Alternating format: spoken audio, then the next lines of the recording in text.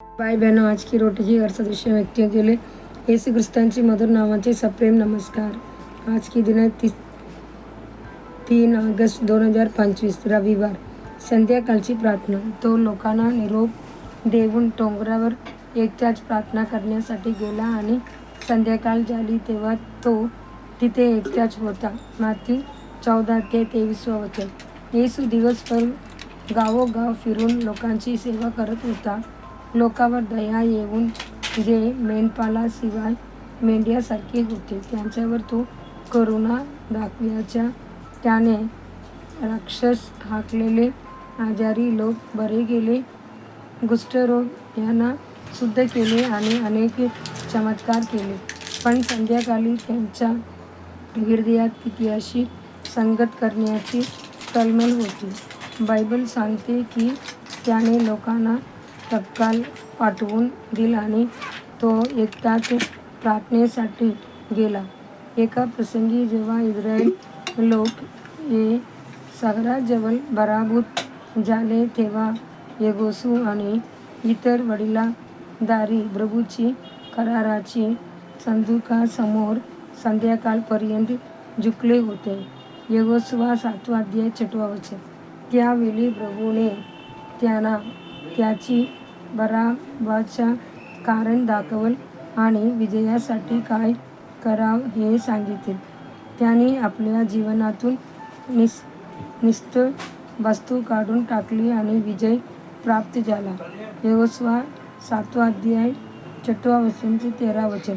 Israel लोक 3 वेळा प्रार्थना करण्याचे शिस्तीचे पालन करत की भरभराट त्यांची पूर्वजांच्या जीवनातून आली होती. अब्राहम सकाळी लवकर प्रार्थना करत असे. इसहाक संध्याकाळी शेतात देवाची प्रेमाविषयी ध्यान करत असे. उत्पत्ती 24:63. याकूब रात्रभर दिवसाची झुंज देत प्रार्थना करत असे. दावीदसुद्धा दिवसातून 3 वेळा प्रार्थना करायचा. त्याने म्हटले, मी देवाला हाक मारीन आणि प्रभू मला वाचवील. संध्याकाळी, सकाळी आणि दुपारी मी प्रार्थना करीन आणि रडेन आणि तो माझा आवाज ऐकेल. स्तोत्र 55:16-17. देव आपल्याला दिवसभर काम करण्यासाठी सामर्थ्य देतो, म्हणून संध्याकाळी काही क्षण त्याच्यासोबत घालवा. दिवसभर दिलेल्या कृपेबद्दल त्याची स्तुती करा.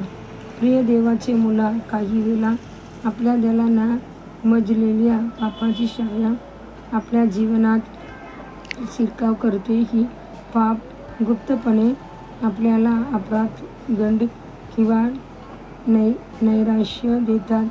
झोपण्यापूर्वी प्रभूसोबत आपल्या मनाची एकरूपता करा, कबुली द्या आणि त्याच्याशी शांतता साधा, कारण प्रभू रात्री झोपेत असतानाही परत येऊ शकतो. आत्मचिंतनासाठी वचन आणि दानिएल जेव्हा तो हुकूम ऐकला तेव्हा तो आपल्या घराची वरच्या खोलीत गेला, जिथून यरूशलेमकडे तोंड असलेली खिडकी होती. तो दररोज 3 वेळा गुडघे टेकून आपल्या देवाची प्रार्थना करत असे आणि धन्यवाद देत असे, जसे तो पूर्वीपासून करत होता. दानिएल 6:10. दिवसासाठी बायबल वाचन. सकाळी स्तोत्र 63:64. 65. संध्याकाळी रोमकार 6. धन्यवाद.